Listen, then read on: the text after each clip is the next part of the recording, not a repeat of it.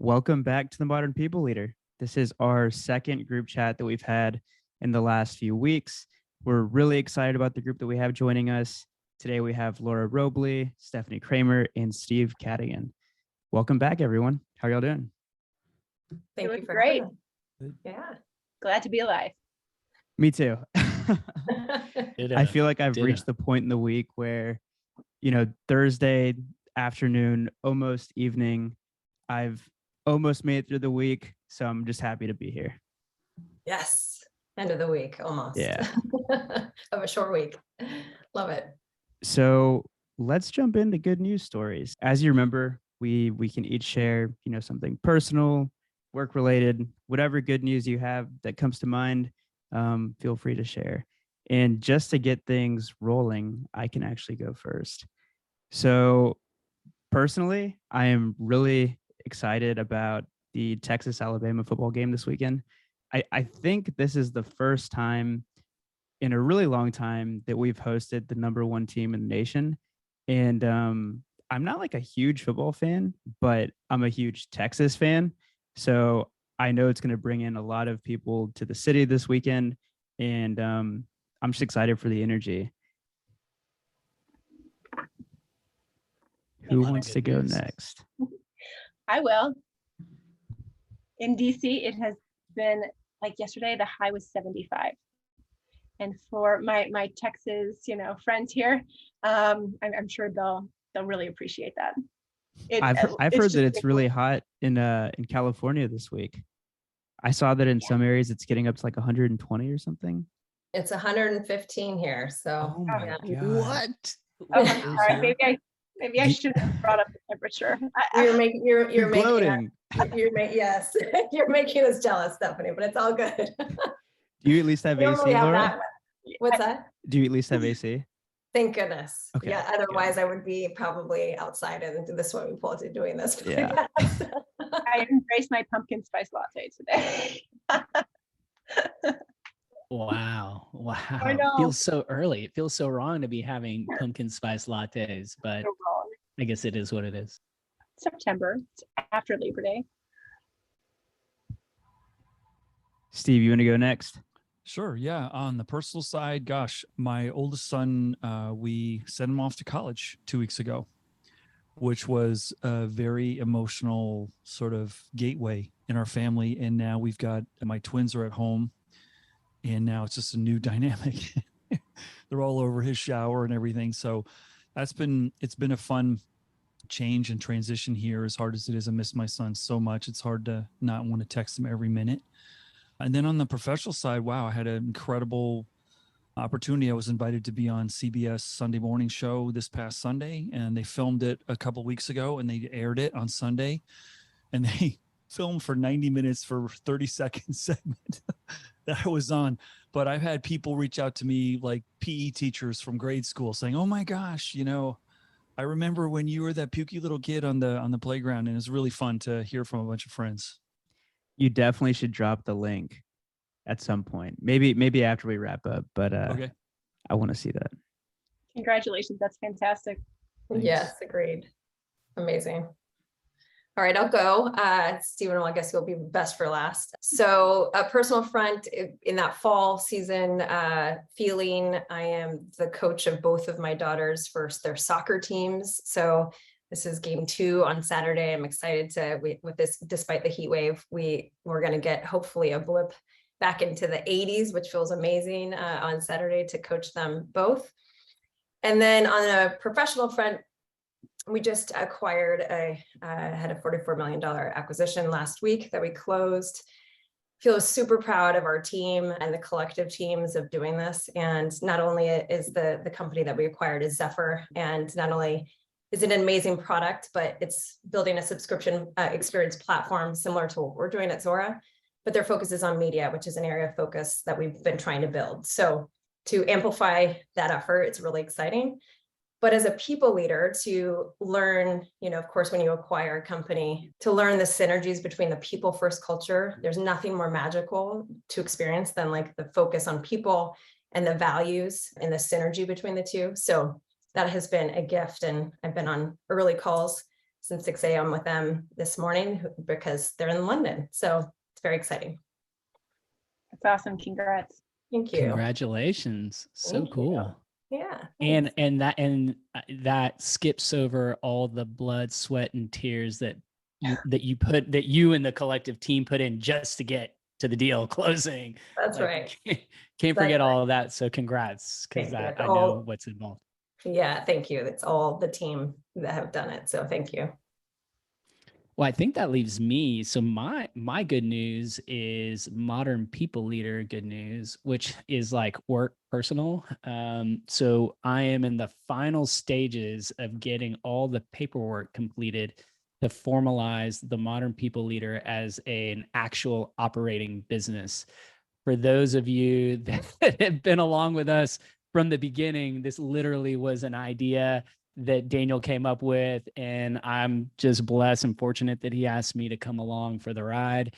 And so I've taken on all of the tasks to turn this into a real business, which, based on all the traction we've had, our best days are ahead of us. And so this, for any new startup or company, it's a big deal. And I haven't quite completed the paperwork, but I'm very close. So that's my We're good almost news. there.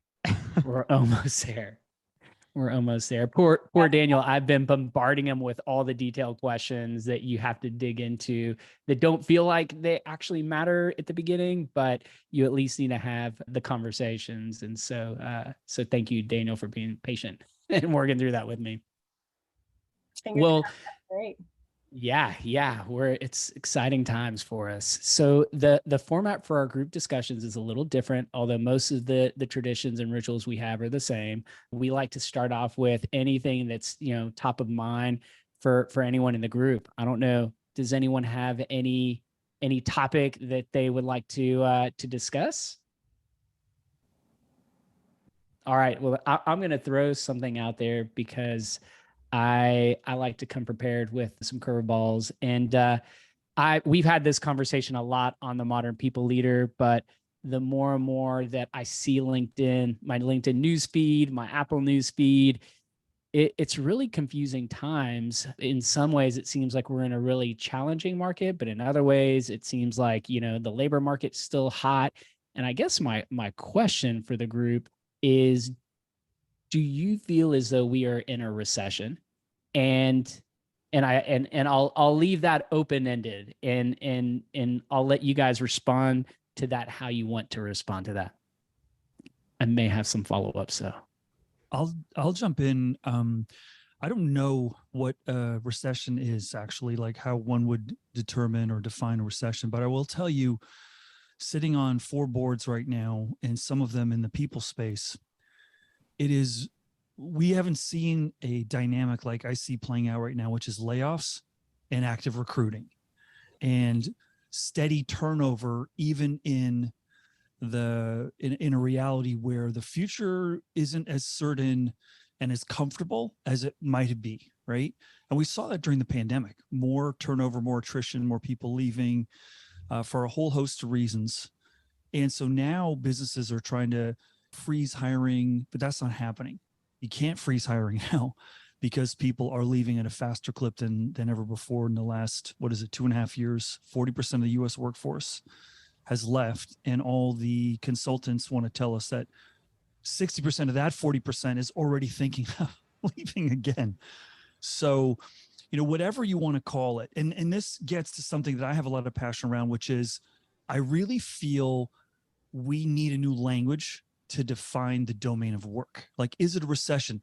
And asking that question for many connotes, so let's use our thinking about what a recession means for us in traditional terms. And a lot of those ingredients I don't think are the same today. I think people are looking at work differently. I think firms are building value with different portfolios of talent, not just full-time employees. The rise of the Upworks and the Fivers and so forth. There's a different chemistry right now. And that's why I think a lot of people are really looking for an antidote, because we haven't felt something like this before. So that's just my immediate reaction when someone says, hey, are we in a recession? Which is, let's use this opportunity right now the pandemic has presented to start talking in different terms and recognizing it's a different future of work. Steve, you bring up really good points. I feel the exact same way. This conundrum of layoffs, but yet we're hiring, we're still moving forward. It's almost as if employees, candidates are holding on to the lessons learned from the pandemic to say, you know what, this is life.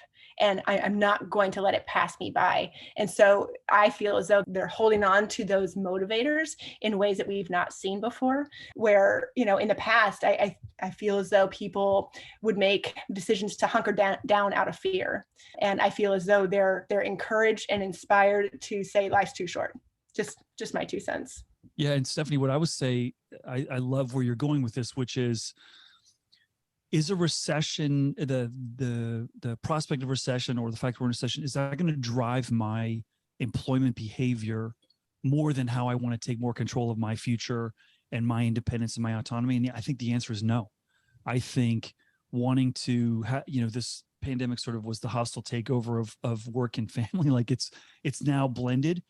And I think that's what I'm seeing, which is kind of, whoa, that's really interesting, and I'm not trying to make a judgment or right or wrong. I just think that's a fascinating reality, which is people's wanting to control their environment and loving the taste of that and the experience of that, that's driving more decisions than a recession and potential impact. I don't know. And that could be just my Silicon Valley goggles talking, Yeah, I have a same idea, but a little bit of a different spin, which is absolutely, we've got to learn from what the last couple of years has brought us, especially from an employee perspective.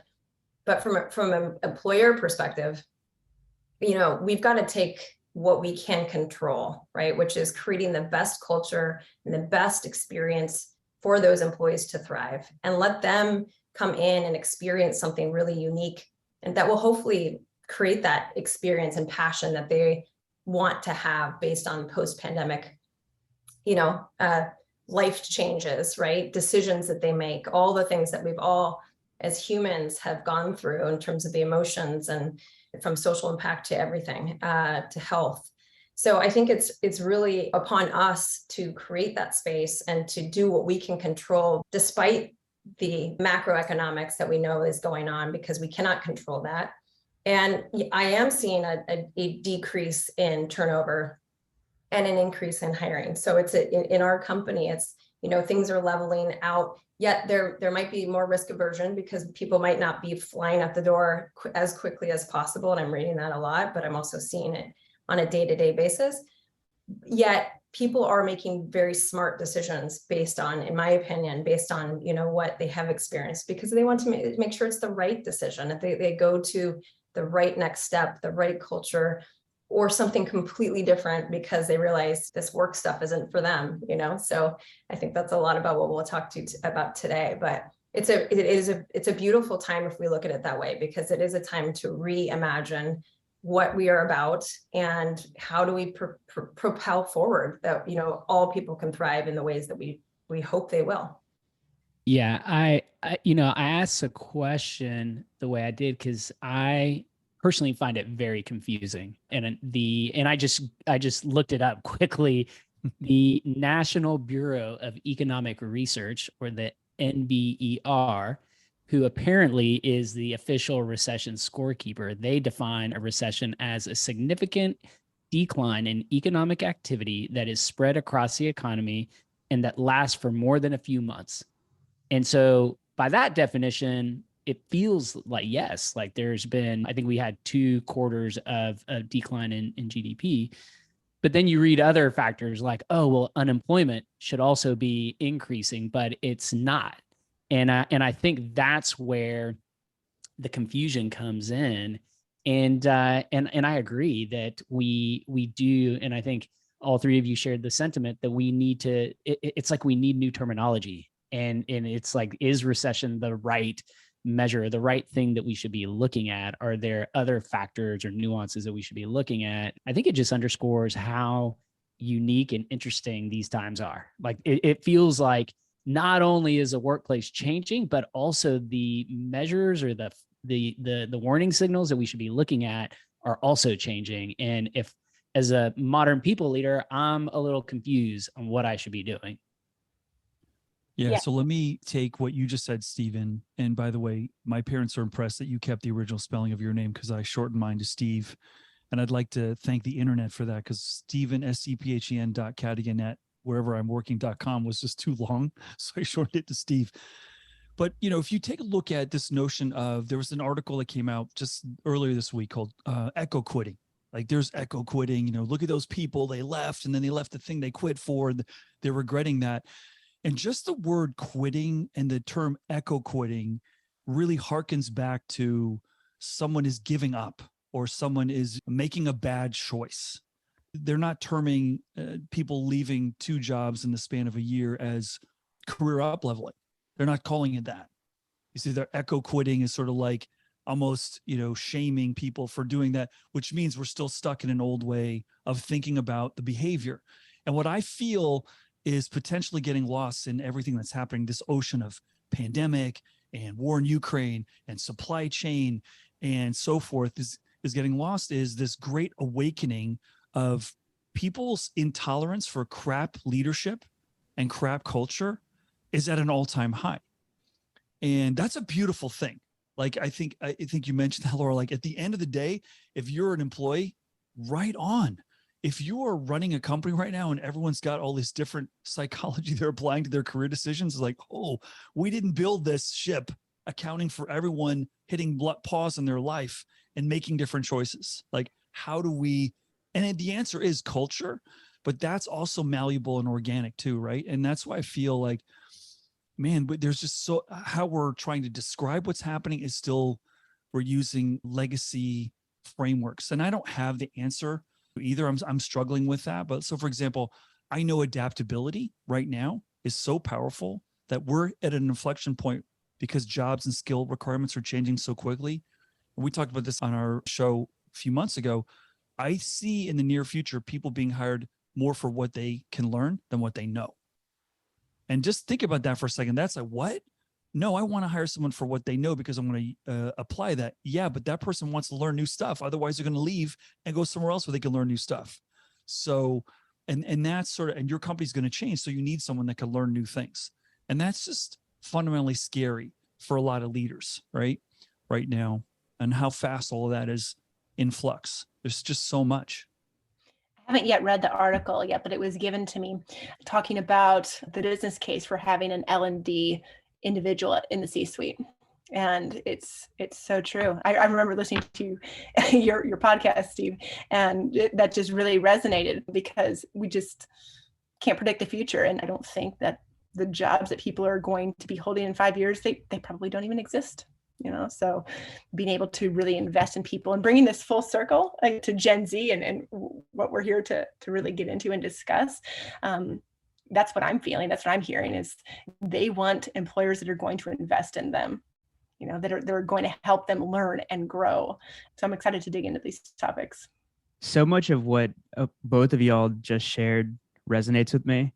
So it feels like, and I don't want to speak for Gen Z since I'm not Gen Z, but there's been this great awakening over the past couple of years for a lot of Gen Xers, a lot of millennials, and we've now realized that we can shape our lives how we want to shape them.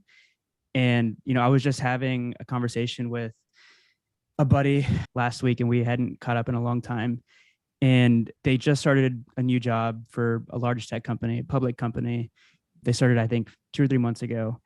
And their employer just told them that everybody is mandated to go back into the office 3 days a week. And this was a total bummer for them because they had made this big life decision to switch companies. And, 3 months later, they're second guessing their decision. They're like, did I make the right decision? And I feel like that's going to be the case for all of the Gen Zers entering the workforce. They want that flexibility. So for millennials and Gen Xers, we almost had to be reprogrammed to think this way. But I think for Gen Zers, they are already like preloaded with this code and they're going to enter the workforce with a lot of these beliefs that we've now come to accept the last couple of months. So it sounds like, one thing is flexibility. They want more flexibility. And then the second thing is they want the opportunity to learn as much as they possibly can. And a lot of the skills that we're going to need going forward maybe don't even exist yet. So if they can be adaptable, then they're going to succeed. So I think that's a good segue into our conversation today. We want to talk about Gen Z's impact on the future of work. So the question that I have for you all is, what is the biggest difference that you see with this generation?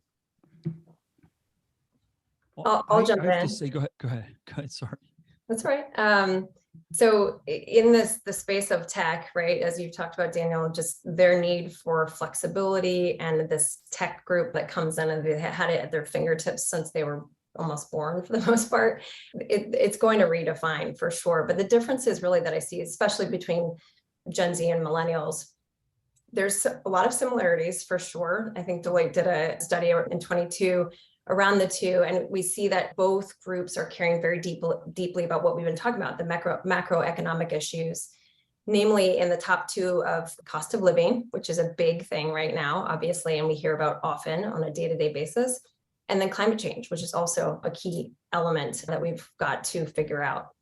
And those are their top two.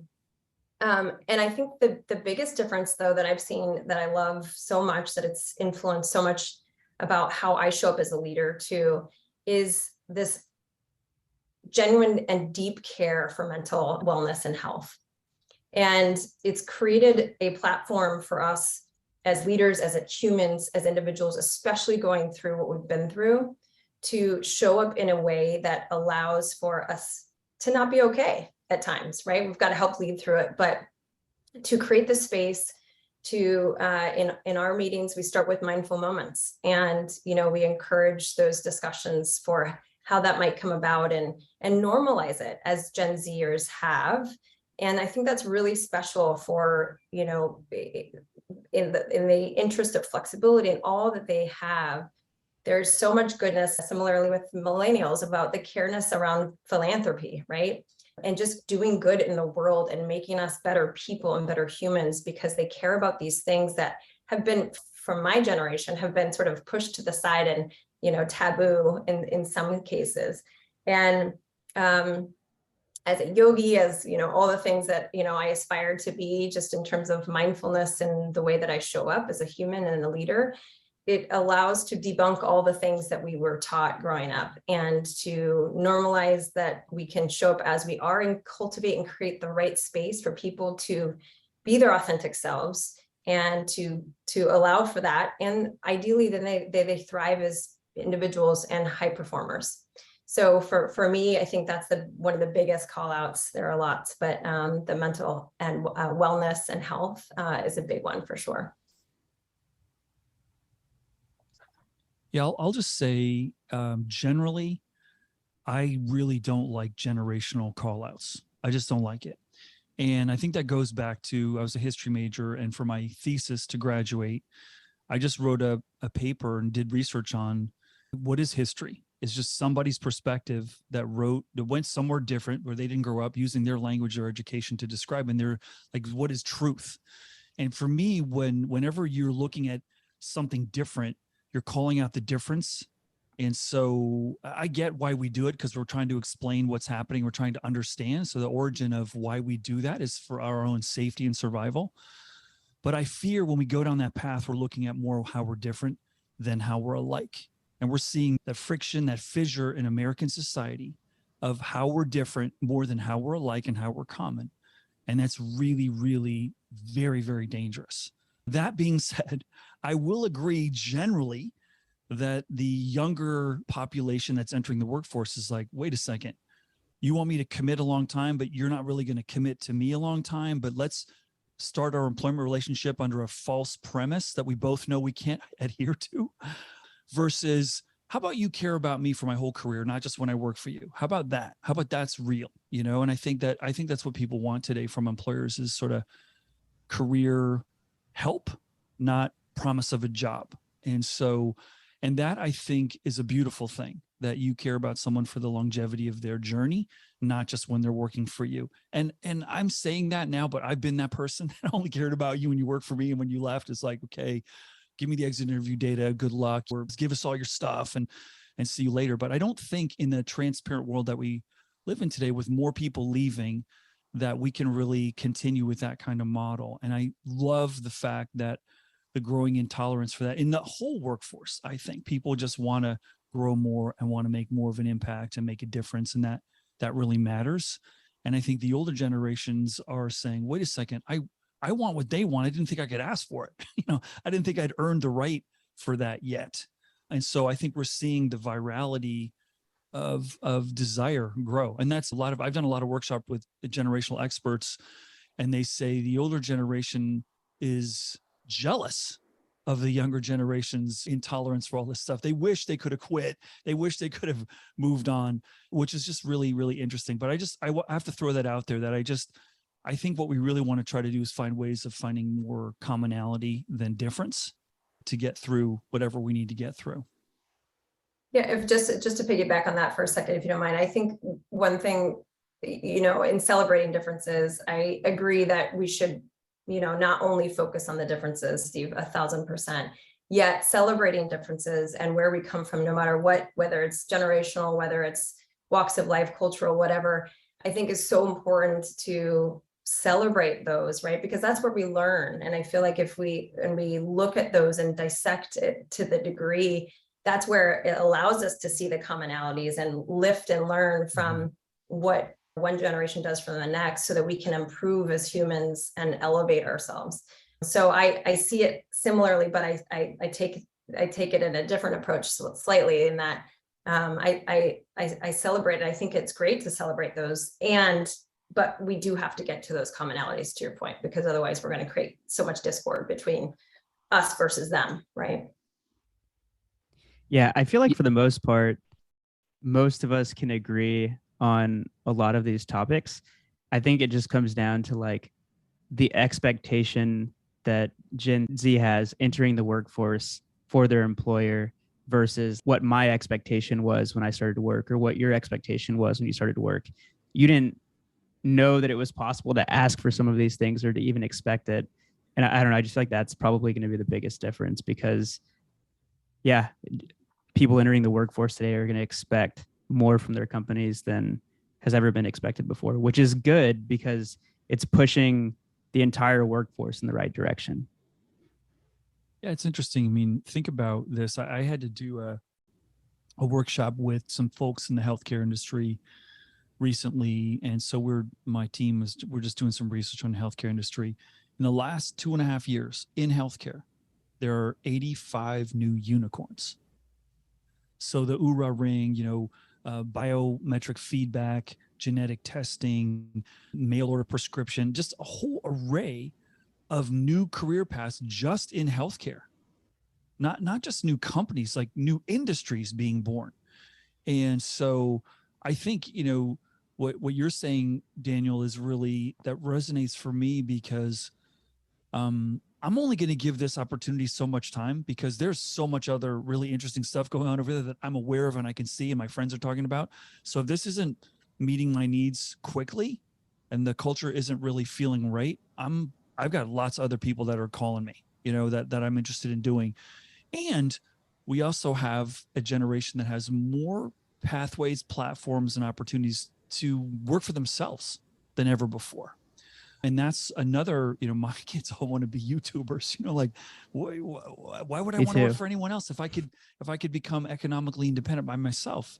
And I'm like, well, because you could learn things that you can't just teach yourself. You can learn from other people. I'm trying to sort of play devil's advocate, but that's another reality that not my generation, going into the workforce in the mid 80s, like there's no way you could really work for yourself. That just wasn't, that wasn't there. Now, gosh, I mean, we could start naming platforms around in a circle for a while of all the ways that you can monetize. In the HR world, like all those courses, you can just go to Coursera, Singularity, Udacity, LinkedIn Learning, like on and on. We could just create a course and monetize, the modern people leader, like boom, just like that. So, and that's pretty awesome. And that didn't exist before. So we have to be fair to the young folks who've got all these different choices and they're seeing it. Like my kids, I don't know about your kids, but they're watching YouTube and there's a lot of stuff that they see there that we never had access to before on I Dream a Genie and, MASH and all the basic show, 5 or 6 shows that the channels had in my hometown, right? Go ahead, Stephanie, go ahead.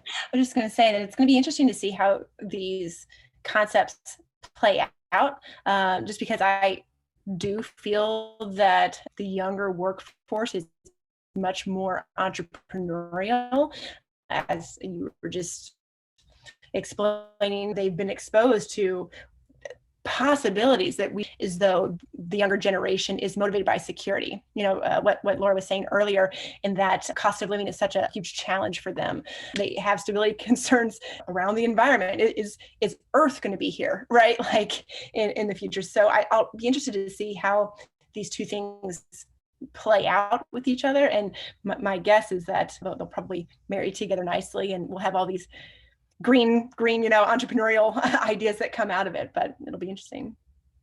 Yeah, it's for me, so many things that have been shared resonate with me. The first thing I'll share is in 2011, when I called my parents to let them know that I had resigned from the top investment bank. I was a managing director.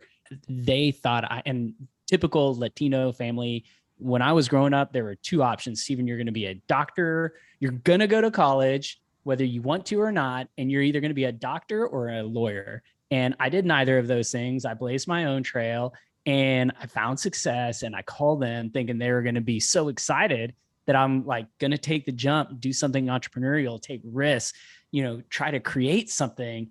And the feedback I got was overwhelmingly, you're crazy. Why are you doing this? Can you call them back? Can you get your job back? You should not do this.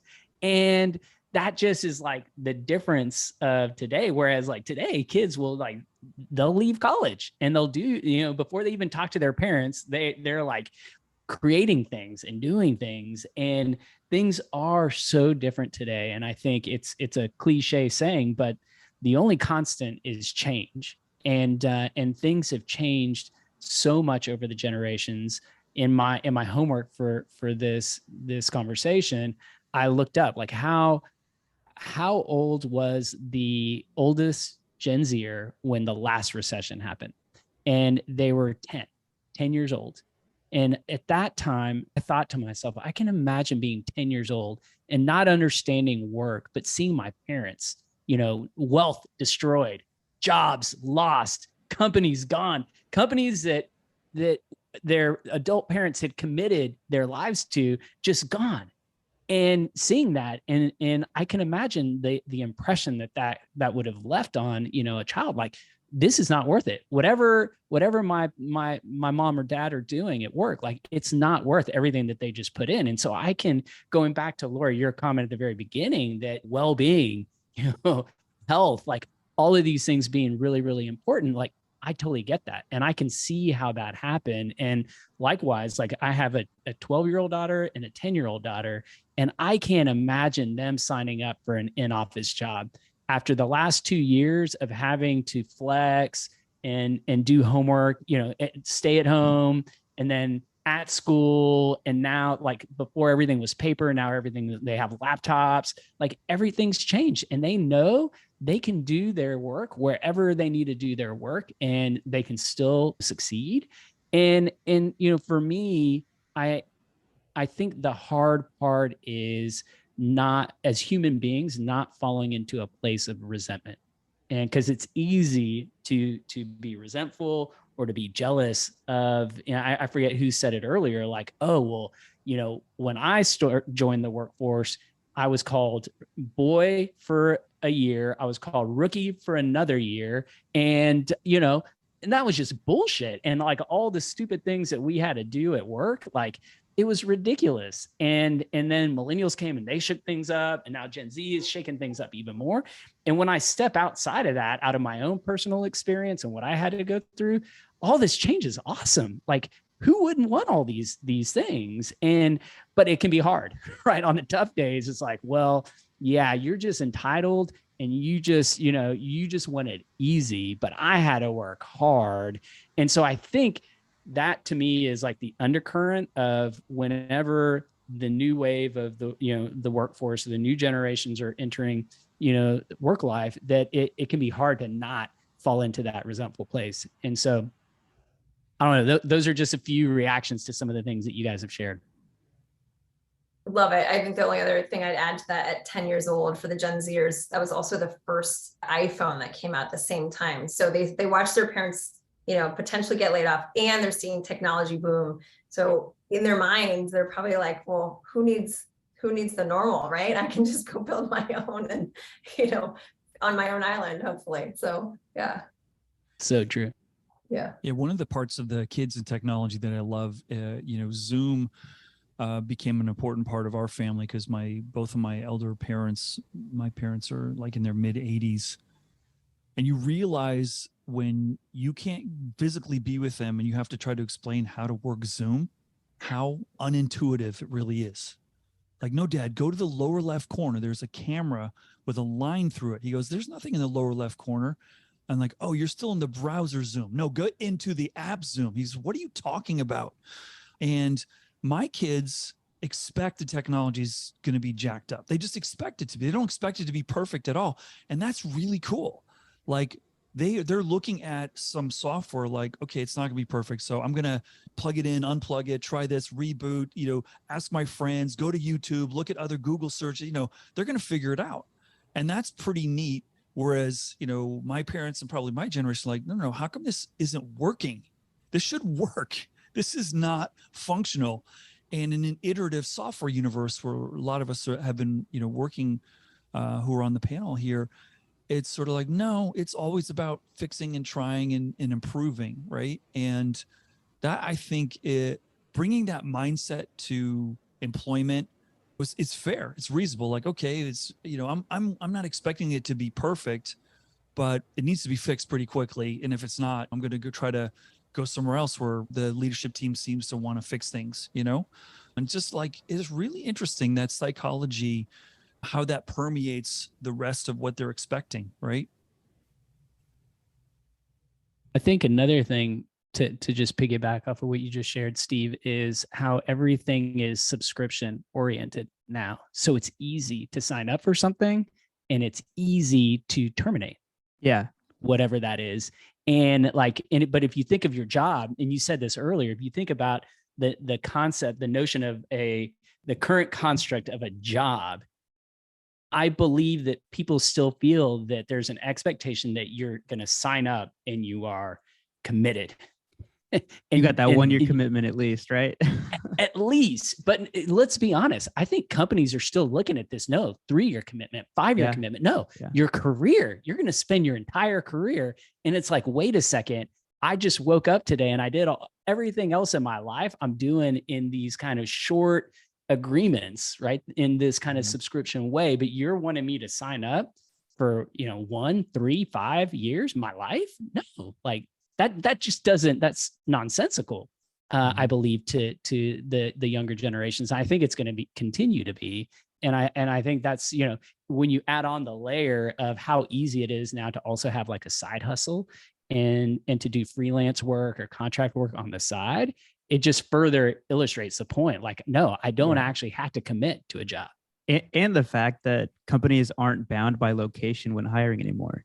They can hire from anywhere in the world. So, it goes both ways. As, a candidate, I now, not only can I apply to jobs in Austin, Texas, but I can apply to jobs anywhere in the world. So if I'm frustrated by my current job situation, I can leave. I can find something, fairly easily.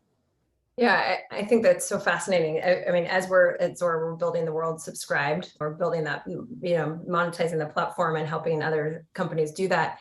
What we talk about for that work-life flow or blend is subscribing to flexibility for our employees. Because if we can't walk the talk of what we're trying to build in the world, how can we do anything? And so it's been an internal, brilliant opportunity for us to sort of apply what we're, again, trying to build in the world internally, to say, if we can't subscribe to flexibility so that we can cultivate and create these amazing experiences in person, and then everybody goes home and does their work, in their respective areas throughout the globe, then what are we doing if we can't do that? So that the discussion we had before, where we see so many employers forcing so many back to work, this group of people, this generation is going to totally reject it in every way. And there's going to be a big discord at some point, because I think there's going to be an issue with gaps of people, generations potentially, just, from the discussions we've had, going out and doing their own thing instead. It's interesting that you bring that up. I read a Forbes article, and they were making a point saying that Gen Z people love in-person work, just the FaceTime. And it'll be interesting to see how that plays out against how they also want flexibility. And I think at the end of the day, they view the workplace as a resource. And I don't know where I heard it. I did not come up with this, but I just truly believe that the on-site is going to become the new off-site, and the level of intentionality that was put into getting value out of off-site is going to be required to make sure that on-site is a true value add and that there's a reason for them to come in. But they're saying that the workplace is the place where they need to be seen for advancement. Yeah. So it'll be interesting to see how all that plays out. My little brother is turning 23, I guess, in a couple of weeks. And there's another one of you out there in the world. There's another one of us. Yeah. And so many, too many. Awesome. It's his first job. So he just started a couple of months ago. And when I talked to him, like, how's work going? He happens to work for a huge company where they have to go into the office. And surprisingly, he doesn't really complain about it. Like, the way he describes it, he wants to go in the first couple of years to sort of get the full traditional work experience that we all got to experience. But at the same time, he wants the option for, maybe 1 or 2 days a week. He doesn't want to go in. He doesn't want to be forced to go in those days. Like, he wants to have the option to opt out of going to the office basically whenever he wants. So it's like they want this face-to-face time, but they also want the option to sort of opt out whenever they please. Mm-hmm. I feel like we're facing a intellectual property lawyer's nightmare in the near future, which is, this gets to something we talked about in the beginning. The construct of most employers is you work for me. You are an employee. And I think during the pandemic, the proportion of independent contractors, contingent staff for every large enterprise grew, because when you're not sure what's coming, you don't want the weighted burden of 90% of any company's costs is its payroll. So let's hedge, because we don't know what is coming down the road with supply chain and so forth. And let's have a bigger contingent staff that we can accordion as we need to. And if we have to let people go, we're not going to take the brand hit, which so many companies have taken right now as they realize the binge hiring wasn't a good thing, but I won't mention any names. Uber. Anyway, so the other really interesting thing is, there's no way to measure this, but my hunch says more really top talent is going independent proportionally than we've seen in the past. And so if you want access to that, you're going to need to come up with different models. And so what are employers anyway? I mean, maybe we should rename companies as value creators. We're going to create value, and our portfolio is going to look really unique. We've got this team in Romania. We've got a couple of individuals that are temps. We've got some moms over here that are working a couple hours a day, whatever. It's going to be really different than you work for me, you sign this, you don't work for anyone else. And we're starting to see some companies, Canva is starting to say, here's 2 job offers, independent or employee, whatever you want. And it's up to you. We love you either way, but we don't know what's important to you. But we've constructed a relationship here that we think is going to be mutually beneficial, but it can go lots of different ways. And that, for a lot of organizations that work, they're like, what? They're not ready for that. But if you want the best talent, I think it may look a lot different than it used to. And I think that is credit to the younger generations pushing for more flexibility, autonomy in, just like your brother. Like, yeah, I love the in-person when I want it, and okay, that's great. Like, I could have never said that when I started out. One of the things, go ahead. No, you go for it, Stephen. No, I was just going to say that one of the ideas that I had, we look at data we're in the data business at Workify, and we see, I'm privy to see aggregate data across all of our clients. And one of the I guess trending pieces of insights for the last year is employees feeling like they don't have visibility. Well, I think it's been lumped into career development, right? Career development. I don't know what my path is. I don't know how to get to the next level. But when we dug deeper, our data and analytics team got to what we believe is a key component or a key lever, and that is visibility into other opportunities at the company.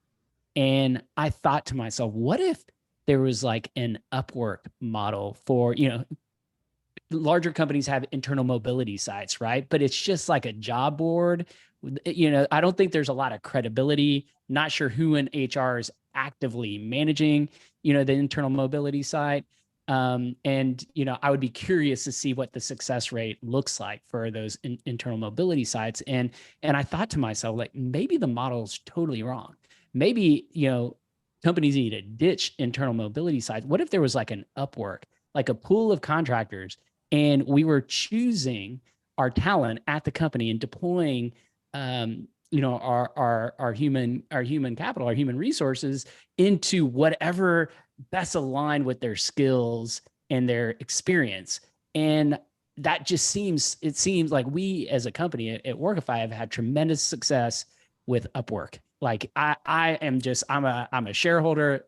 I bought it the wrong time though, but it's just goes, but I'm long because I just believe in that model. And I believe that, I do believe that that's where the future is going. And so, I often find myself, it's like the startup entrepreneurial mind is like, okay, well, what opportunity is there?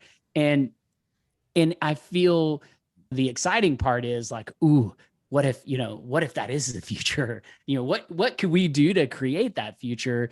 The disappointing part is like companies aren't even looking at their internal mobility sites or their tools or platforms. How would they ever begin to embrace like that kind of model within the company?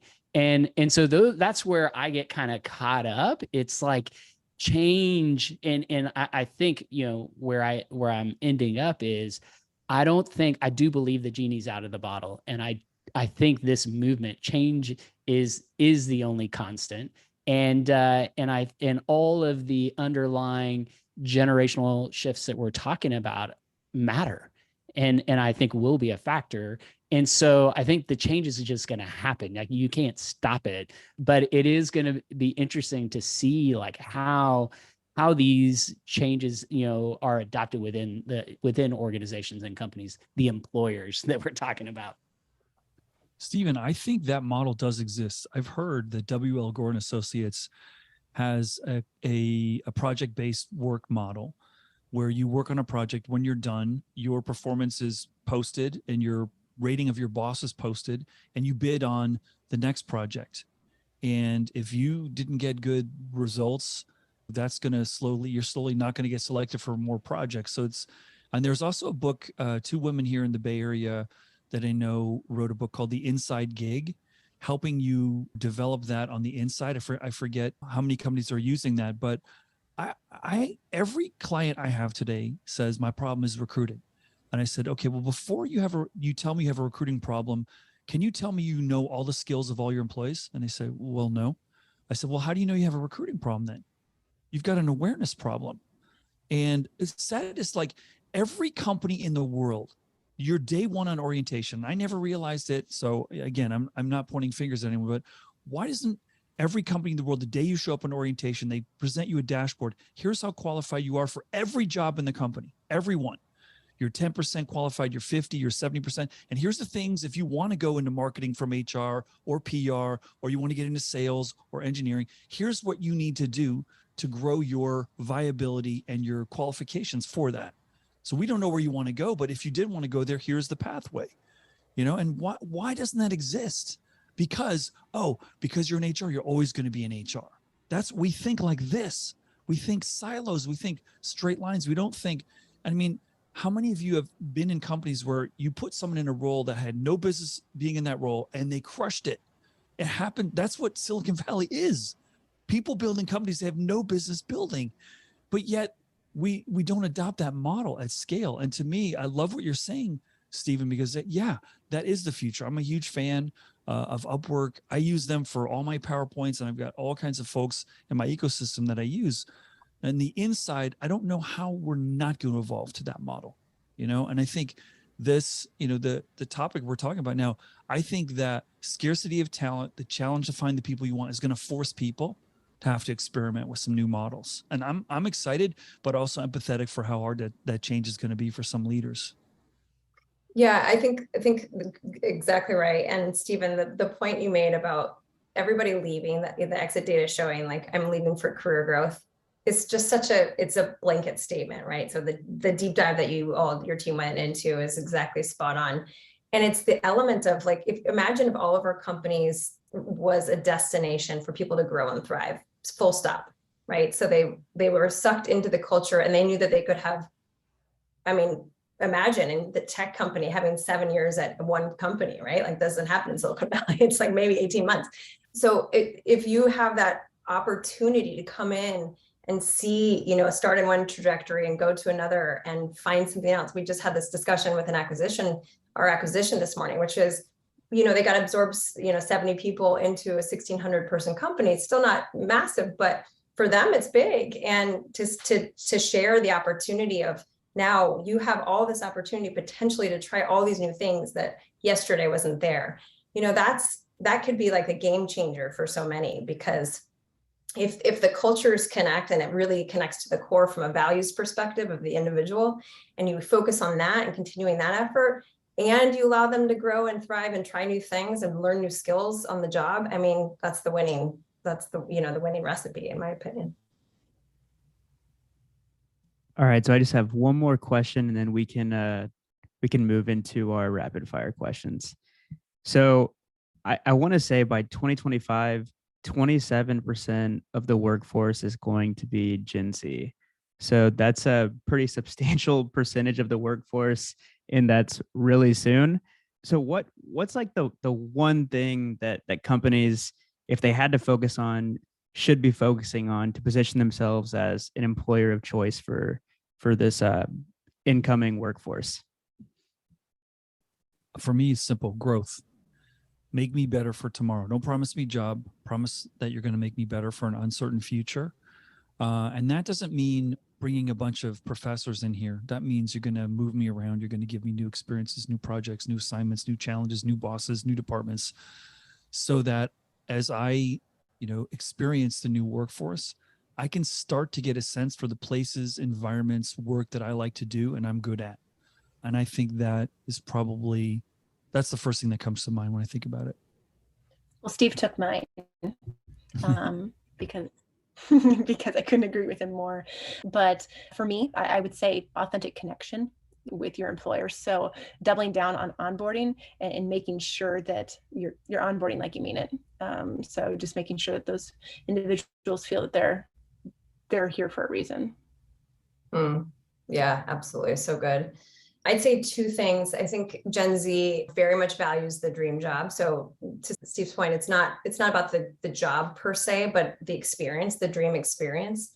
So how can we continue to cultivate and create positive pressure on organizations to really create a seamless end-to-end employee experience that is unparalleled, right? It's undoing all the things that we've done in the past and reimagining where we need to go, and create that employment destination, not just a career layover, right? We don't want just that stopover to make a little money and spend some time. So I think that's really an important element. And then I'd say the mental health component too. If we don't acknowledge that, which is a core element of this group, we're missing out fully. And there's so many apps out there. We've just launched Modern Health, which is not only used for our EAP, our employee assistance program, but also it's an incredible tool as a coaching tool, mental health circles, all of that just creates the space and the normalcy to have the discussions, have mindful moments, integrate that throughout the daily work effort, right? And because there's such blurred lines of this new work-life blend, there's no hard stop where you get in a car typically anymore. we've got to create more space for that so that people can have walking meetings and take mindful moments and stop in the middle of the day to go pick up their child from daycare or school and get back later. And so adding taglines at the bottom of our signatures, potentially to say my working hours might not be the same as yours, and just allowing for that new way of working. And I don't expect you to respond during mine, like whatever that is. I think it's really important that we even use the language to try to reimagine and to accept these differences that are coming through, and normalizing things that have been taboo in the past, but are so important as we move forward. And I know, Daniel, you weren't asking me, but I'm going to jump in and answer this also, because I love this topic, and I have, as you know, strong feelings, and I wouldn't have been able to boil it down to one word, but it was used earlier, and that's adaptability. I think if companies are not adapting and listening to the feedback, what your exit data is saying, what your stay survey data is saying, what, like, all the information that these companies have, if they are not using that to adapt, and because I don't believe that there's like a silver bullet, like, future of work that's going to work for everyone. I think the future of work is whatever it should be for your company, but you got to adapt, because, again, we've talked a lot about change in this conversation, and I do believe that there's only one direction this is going, and that is it's going to be completely different to what we have today. And the companies that cannot adapt and keep up are going to become irrelevant, and they're going to lose the talent battle. And it's tough, because, like, what is the battle? Like, what are we solving for? It's very confusing. It's hard to measure, and it's hard sometimes to see, but I think it's going to come down to adaptability in my mind. So, well, it never ceases to amaze me how we get through an hour of such rich conversation so quickly, but we are at that point in the podcast where we need to start wrapping things up. We do rapid fire questions. However, with multiple guests, we have boiled it down to a single question that I'm going to ask each of you. And that is, to you, what does it mean to be a modern people leader? And I'll pick on Steve to go. You look like you're ready to answer. I'm never short of perspectives. You know that. I think that's why I got invited back. What does it mean to be a modern people leader? I think it means that you are prepared to support the people that you're leading for the entirety of their career journey. That you realize as an employer, you're likely not their destination, but you're hopefully an amazing part of their journey. That you listen, that you help connect people to others, that you don't have to be the one who makes all the decisions, that you are a information broker and an idea connector, and helping people learn where they do great work and where they're most valued. And so, the word, shepherd, steward, whatever you want. We're dealing with infinite visibility to choice and opportunity right now. And I love what Stephanie and Laura was saying around, authentic connection, culture, like building cultures where people can realize the best possible outcomes. I don't want to steal everyone's ideas, so I covered a lot of territory there, thinking on the fly, but I'll pass it over to Laura. What do you think? Gosh, it's a great one. The modern people leader, which is why I love this podcast so much, but I learn something every time I listen and get to do this with you all, amazing people. I think, coming in from a place of curiosity, it's one of my top values, and, seeking to understand, really listening from a place of the eyes, the ears, and the undivided attention of the heart, which I think is so important. So we listen with the whole being and not just with our own mind and the bias potentially that comes with it. I'd say treat ourselves and our employees as corporate athletes. It's an article, an HBR article that I've used. It's a 20-year-old article as an executive coach. It's something that I spent a lot of time around looking at performance, and as an athlete in my past life, it's really important. But looking at professional athletes who eat right, practice and take rests, have mental health, all of that, we need to apply that same thing and help our employees understand that same practice needs to be, we can't be high performing when we work 15 hours a day with barely no rest, right? So the care and feeding of our team and and really articulating the importance of how do we create an environment for them to be their highest performing selves and grow and thrive is such an important passion of mine personally, but also, you know, just again, to state the mental health and wellness component of that, to normalize it, you know, the physical, mental, emotional connection. And the other bit is, you know, creating a value-centered element where, again, we can't control the external macro that's going on around us. So what we can control, if we can focus on creating the space of talking about values and what drives people, moving from command and control style of leadership. We just had Stephen Covey come talk to us a couple of weeks ago, but really moving into trust and inspire, but getting rid of the word retention altogether and really talking about engaging and inspiring our people. I think that is a lot about who we need to be as a modern people leader, and really debunking and pushing the envelope and asking the business and inviting them into the space so that we can change the space together. It's not just an HR driven program, right? But it's a business driven, people first element, and all the rest follows. The business performance follows because of the high performing culture. And of course, the customers always get taken care of, whether that's the end user or your B2B customer. So those are, I could go on and on too, but I'll pass it to Stephanie. Thank you. Yeah, both of you guys, your answers were fantastic. So I'll try and keep mine brief here. Showing up authentically and leading with empathy. I want my employees to be able to come with their whole selves. And at the end of the day, I'm going to hold the space. In all the programs that I develop and design, I'm going to design them with the intention of holding the space for them. Wow. I hope you captured all of that, Daniel, because there's a lot of good. Well, I am just so, these conversations are the highlight of my week, and Daniel and I have been like knocking these out, so many. And, you know, if you had told me that we were going to do so many of these in such a short period of time, I would have thought like I would be exhausted from doing it, but I get energized. So I just want to thank you for all of you for showing up and for us and having these conversations with us, because man, it is inspiring. So just to give y'all a peek behind the curtains, after we hang up with y'all, after we do like our quick debrief with y'all or whatever, Stephen will immediately call me, and I don't know if I can say this in the podcast, but you'll go, fuck yeah. And I can just feel the excitement. So he's not kidding when he says that we leave this call with a lot of excitement, because after almost every call, I get that same Stephen response, and it gives me a lot of energy.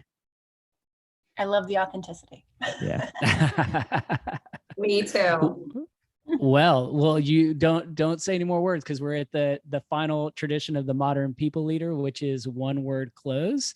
Stephanie, if you want to start us off. Thank you. I'm going with authenticity. Thank you.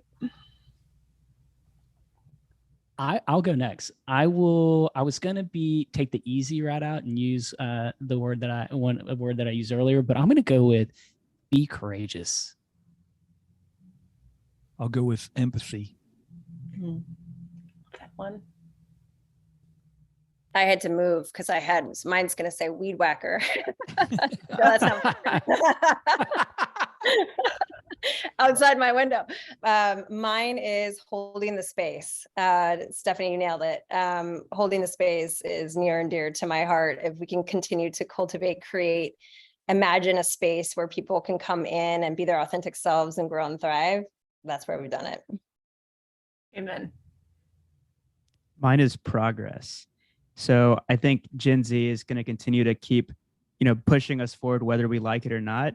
And when I think about what work looks like in 20 years, I honestly can't even imagine what it's going to look like. And that really excites me, because I'm excited to see what we create. Excites me too. Well, thank you guys so much for joining us again. Hopefully you'll still, if we call you back and ask you to join another time, you would be open to it. because this has been an absolute blast. We can't thank you enough for joining us on this journey. Thank you for including us. Thanks. Yes, couldn't agree more. Such a pleasure. Thank you so much. All right. Bye, guys.